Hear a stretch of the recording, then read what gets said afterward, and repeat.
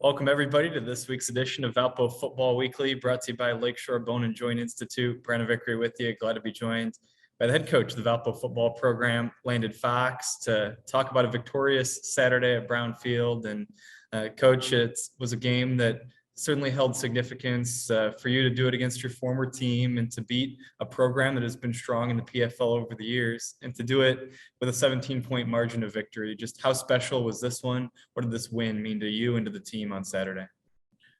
Yeah, from my perspective, it's taking me out of the equation. To me, I was excited for the players in terms. I felt like that was at times one of our best performances all the way around in all three phases with, offense, defense, and special teams. Still a number of things to clean up. Offensively, we did miss a few plays, and defensively, we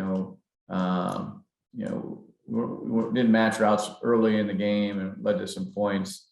And then, we had a few penalties, and those things we have to clean up. But it was definitely nice to get back on track, and we tell the team all the time, hey, it's going to come down to last possession, and we were able to keep it from doing that. We were able to sustain a drive, get a stop. We got a big pick that kind of put the game out of reach, and then got a couple stops, and then we were good running the clock out. And so that made it nice in terms of we were able to put the game away.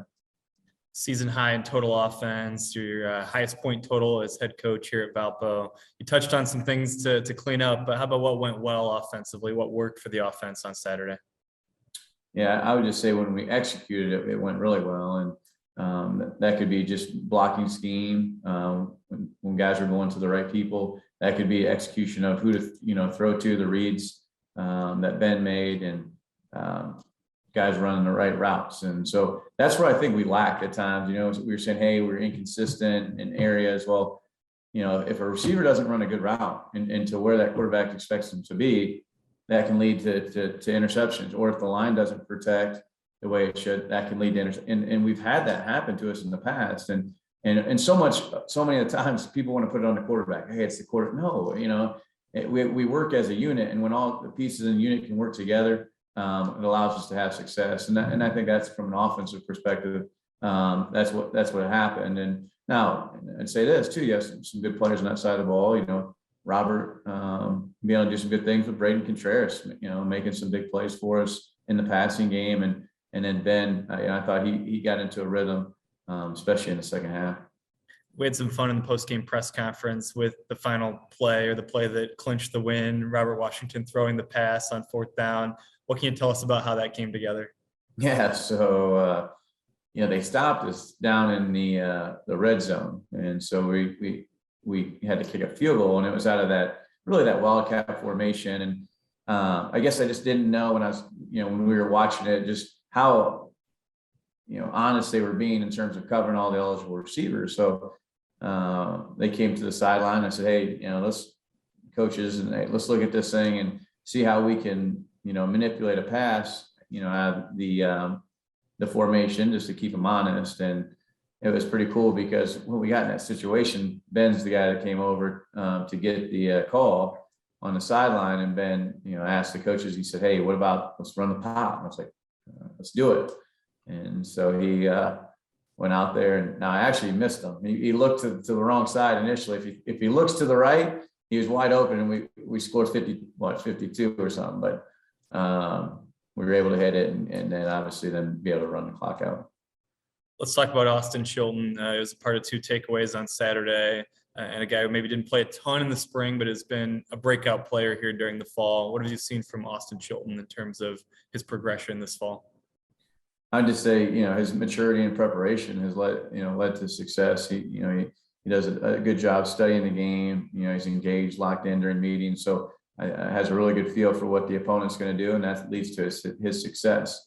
And along with that, he also plays, on a number of special teams. He's a starter on 3 special teams. So he's also creating opportunities for him to get that fumble recovery, on the punt team. And so, when he's out there on defense and special teams, executing at a high level, good things happen. Let's look ahead. Valpo has not won in San Diego since the year 2000. It's a San Diego team that has been the class of the league for the better part of the last decade. what can you tell us about what you see so far on film with this year's version of San Diego, and what do you have to do to be successful in what's always a tough place to win on Saturday? Yeah, it's so funny that you say that. Hey, tell me about San Diego. I mean, they're the same team they've been for the last 10 years. You know, they're defensively, they're going to line up, they're going to play what they play, and they are well coached, and then they're in the right spots, and they're physical.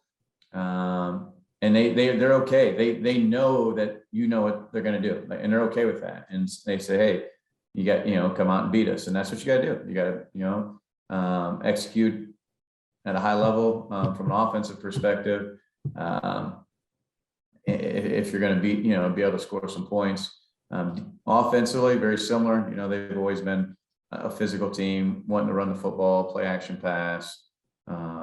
They'll create different formations and make you adjust, have adjustments. But it really, in kicking games, no different, but very similar to what you've seen over the years. Dale Lindsay and his staff.